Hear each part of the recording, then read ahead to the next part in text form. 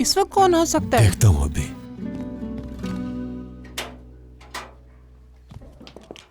आजाद जी भाई, बेटा बोलो। रेहान कहाँ है मलिका? तुम यहाँ क्या कर रहे हो मक्कार रुको इंसान? जरा एक मिनट, तुम कौन हो? दादा अब्बू, ये आजाद भाई हैं, नसर साहब के पोते। चुपचाप चले जाओ यहाँ से, इससे पहले तुम्हारा हुलिया खराब कर दूं। बेहतर है रेहान का पीछा छोड़ दो, समझे तुम? अपनी बकवास बंद करो, मुझे रेहान से मिलना है। रेहान! रेहान! बिला वजह का शोर मत करो आजाद। कहाँ है वो? बाहर क्यों नहीं आ रही? उन्हें बिच्छू ने काट लिया है। क्या? परेशान ना हो, दादा अब्बू ने दवाई दे दी है और वो अंदर सो रही हैं।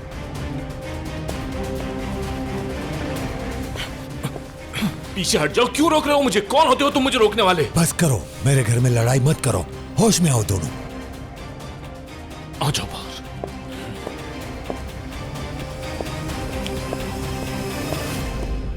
तुम किस किस्म के इंसान हो, मुझे तो ये समझ नहीं आ रहा। उस लड़की का तुमने क्या हाल कर दिया? जब भी उस मासूम ने सुकून का सांस लेना चाहा, किसी न किसी अजाब में डाला है तुमने उसे। हमेशा मौत के करीब ही होती है जब भी वो तुम्हारे साथ होती है। इंसान नहीं, तुम एक मक्कार इंसान हो। बकवास बंद करो और चले जाओ यहाँ से, समझे तुम?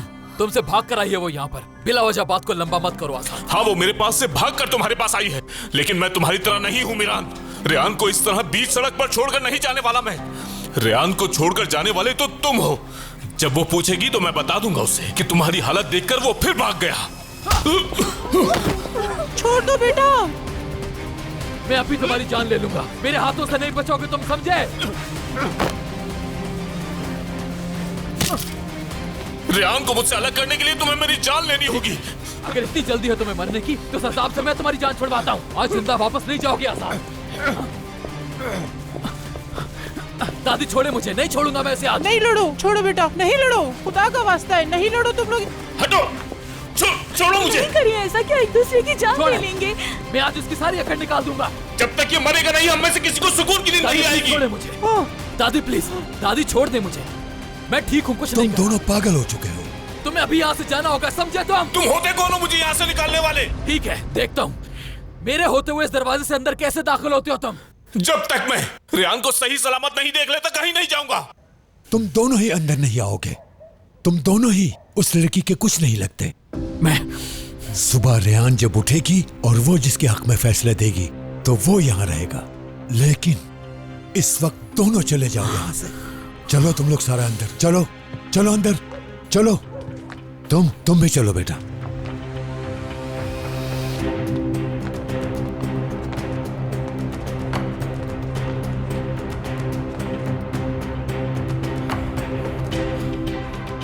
क्या देख रहे हो मुझे? जब तक रेहान को होश नहीं आता मैं यहीं बैठा रहूंगा। ठीक है, देख लेते हैं।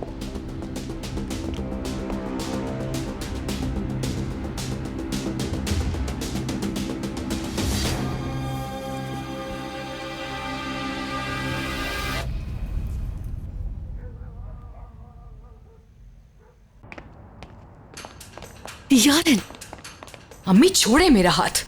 जब देखो मुझे यहाँ से वहाँ खींचते ही रहते हैं आप लोग। क्या जानवर समझ रखा है मुझे? क्या हो गया, क्या मसला है? मुझे तुमसे बहुत जरूरी बात करनी है। आजाद कहाँ है? मैं तुमसे बहुत तरीके से बात कर रही हूँ, मुझे सच सच बता दो जो कुछ भी चल रहा है। तुम्हें मालूम है कहाँ है वो? बताओ मुझे। मैं नहीं जानती कि वो कहाँ है, ना मैं जानती हूँ और ना मैं इस बारे में कुछ मजीद कहना चाहती हूँ। तुम्हें शराफत रास नहीं आती। तुम्हारे बाबा और दादा तुम्हारे खिलाफ हो चुके हैं।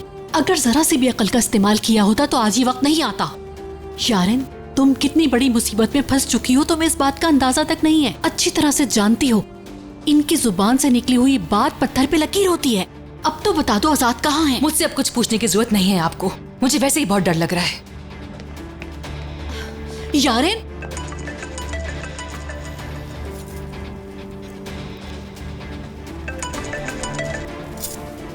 बोलो शहरयार, मैंने तुम्हें क्या समझाया था? उस घर में होने वाली एक एक हरकत, खास तौर पर अजीजा क्या करने वाली है, सब बताओगी। रेहान और मीरान को लेकर उस घर में क्या चल रहा है मुझे सब कुछ जानना है। अपने कान और आंखों को खुला रखना,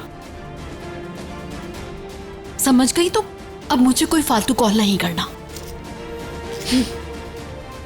बेवकूफों की कमी नहीं है हमारे पास। यारिन,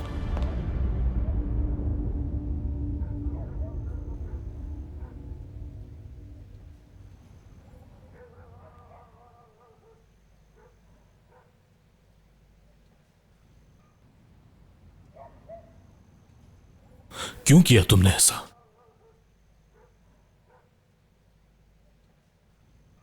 अगर रेयान से इतना प्यार करते हो कि यहां तक आ गए हो तो फिर क्यों किया? रेयान से इंतकाम क्यों लिया तुमने?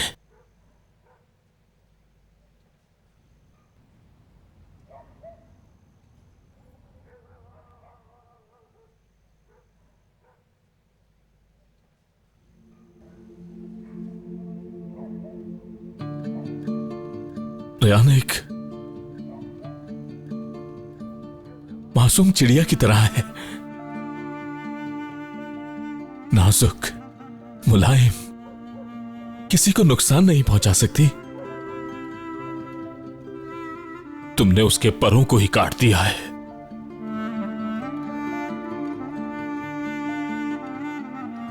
जब हम लोग छोटे बच्चे थे तो हमेशा यही सोचते थे कि ये परिंदे उड़कर कहां जाते हैं। मैं कहता था काफी दूर उड़ जाते हैं। वो कहती मैं भी उड़ूंगी। उस वक्त मैं हंसता था और अंदर ही अंदर कहता था मैं भी उसी के साथ हवाओं में उड़ता रहूंगा।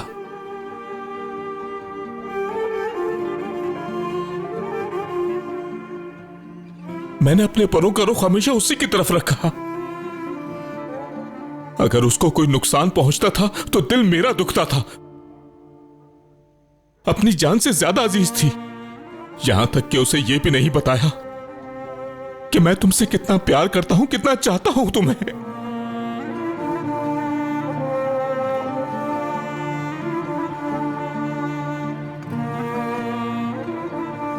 फिर तुम आए। तुमने उस दिल के टुकड़े टुकड़े कर दिए और आज तुम रेयान को मुझसे छुपा रहे हो, मुझे देखने भी नहीं दे रहे। मुझे नहीं पता था ये सब हो जाएगा। नहीं पता था क्योंकि तुम्हें उससे प्यार हो गया। अपनी इन आंखों में देखो, अपनी हालत देखो। रेयान की आह लगी है तुम्हें,